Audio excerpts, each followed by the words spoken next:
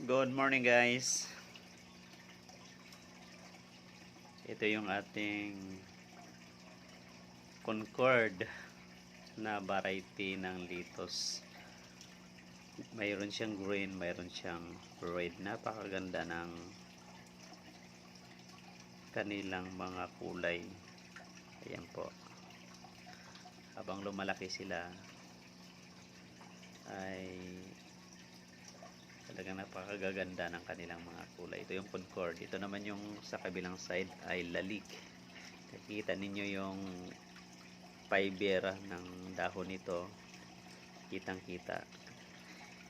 Kapag gawing salad dito, talagang napakarami nito makukuhang sustansya kasi sa dahon pa lang ay mayroon siyang maraming mga fiber. Tingnan nyo guys. Kitang kita yung fiber ng dahon. Ito namang sa kabila, ito po yung ating olmite. Kitang kita din yung fiber ng dahon. Kaya napakaganda ng tubo nila at nakakaaliw silang tingnan.